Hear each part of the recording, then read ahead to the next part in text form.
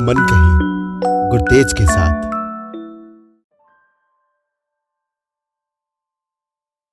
आज सुबह से ही वो बेचैनी से महसूस कर रहा था।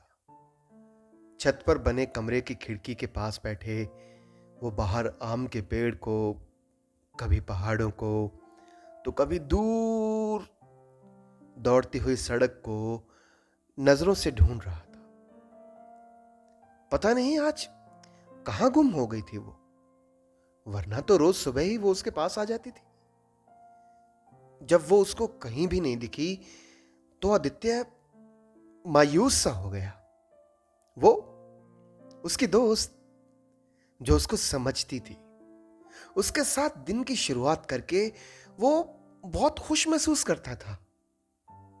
जब उसको नहीं दिखी तो उसने अपनी व्हीलचेयर घुमाई और एक कदम पीछे हो गया। फिर पता नहीं क्या सोचने लग गया। बस यही कमरा उसकी दुनिया थी। पिछले 2 साल से वो कहीं नहीं गया था, क्योंकि किसी नामुराद बीमारी ने उसके कदम छीन लिए थे। कमरे की खिड़की से दिखती एक झलक ही उसके लिए बहुत कुछ थी। कितना मुश्किल होता है ना एक जगह बैठकर सफर करना, एक बिंदु को सारी कायनात मान लेना और थोड़े से में खुद को बहुत खुश रखना। हाँ, पहले पहले उसको बहुत दिक्कत हुई थी, पर धीरे धीरे अब उसने एडजस्ट कर लिया है। इसी कमरे में बैठा वो ड्राइंग्स बनाता रहता था। आदित्य एक छोटा सा लड़का है जिसकी उम्र गलियों में खेलने की है, तितलियों के पीछे भागने की। पर वो तो अब व्हील चेयर पर एक वो थी जो उसके मुस्कुराए होठों पर गुलाब की कोमलता बिखेर जाती थी, जो उसकी सोच को अनंत रवानगी दे देती थी। बाहर क्या हुआ है, मौसम कैसा है, किसने नया गीत लिखा है, वो उसको सब बता कर जाती थी। बस यही उसकी एक दोस्त थी जिसके साथ वो खुलकर बात करता था। दोनों एक दूसरे को समझते थे। बात यही तकरीबन 7-8 महीने पुरानी होगी। उस दिन दिसंबर की एक धूप खिली दोपहर थी जब वो उसको मिली थी इसी छत पर।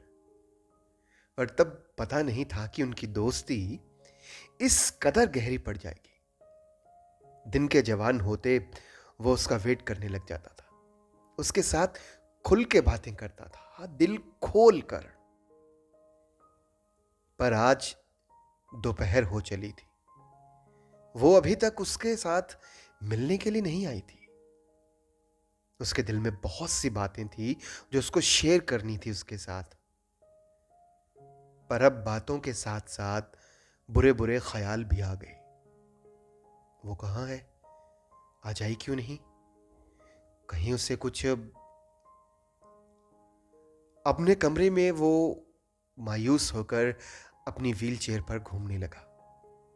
कभी वो अपनी बैसाखी को देखता, तो कभी 0 वाट के जलते बल्ब को, तो कभी बेड पर पड़ी ड्राइंग्स को। पहाड़ों में उड़ते बादल जो उड़ते उड़ते उसके कमरे में आ जाया करते थे, आज वो भी आ गए थे।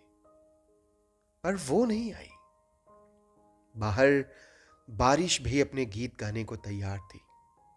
बीच बीच में काले बादल कोई ना कोई सुर छेड़ जाते थे। उसके कमरे और दिल में अब अंधेरा बढ़ने लगा था। उसने कमरे में लाइट जलाकर रोशनी कर दी थी, पर दिल का अंधेरा, उसका क्या, वहां तो अब भी अंधेरा ही है। आदित्य झुंझला सा गया। अपनी व्हील चेयर को धक्का लगाते फिर से वो खिड़की के पास आ गया और बाहर गौर से देखने लगा कि शायद कहीं से वो आ जाए। ठंडी हवा के साथ साथ पेड़ झूम रहे थे। पड़ोस की औरतें छत से कपड़े उतार रही थी और उसके साथ ही बाकी गली के बच्चे बारिश में नहाने की तैयारी कर रहे थे। इस खराब मौसम में लगता है वो अब नहीं आएगी। बस जहां हो वो ठीक हो, यही सोचकर उसने अपने दिल को समझा लिया। आसमान में बादल बनते बिगड़ते हुए काफी सारी कलाकृतियां बना रहे थे। ऐसा ही कुछ उसके मन में भी चल रहा था। एक पल में विशाल कृति बनती, तो दूसरे पल झट से साफ। नीचे से उसकी मम्मी ने आवाज लगाई, आदि खिड़की बंद कर दूं क्या? लगता है बारिश जोरदार आएगी। नहीं, मैं खुद कर लूंगा। इतना कहकर जैसे ही खिड़की की ओर मुड़ा तो उसने देखा कि वो उसके सामने थी, जिसका वो वेट कर रहा था। वो सामने आम के पेड़ की टहनी पर बैठी चहचहा रही थी। उसको देखकर आदि खुश हो गया। उसने उस चिड़िया को आवाज लगाई, रानी कहां थी तुम सुबह से? पता है मैं कब से तुम्हारी वेट कर रहा था। वो चिड़िया झट से उड़कर उसके कमरे में आ गई और उस आर्टिफिशियल घोंसले में बैठ गई जो आदित्य ने उसके लिए अपने हाथों से बनाया था। पास में कुछ दाने और पानी भी पड़ा था। अब आदित्य का मन शांत हो चुका था। वो खुश था कि उसकी रानी अब उसके पास है, उसके सामने।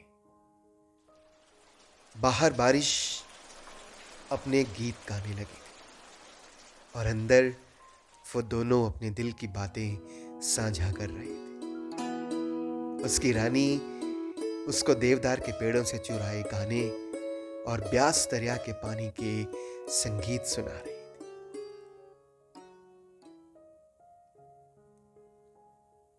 तो ये थी मेरी आज की कहानी। उम्मीद करता हूं कि आपको पसंद आई होगी। और हां, अगर आप इस चैनल पर नए आए हैं या आपने अभी तक इस चैनल को सब्सक्राइब नहीं किया है तो कर लीजिएगा और साथ ही साथ बेल नोटिफिकेशन आइकन भी दबा लीजिएगा। अच्छा लगेगा आपको भी और मुझे भी।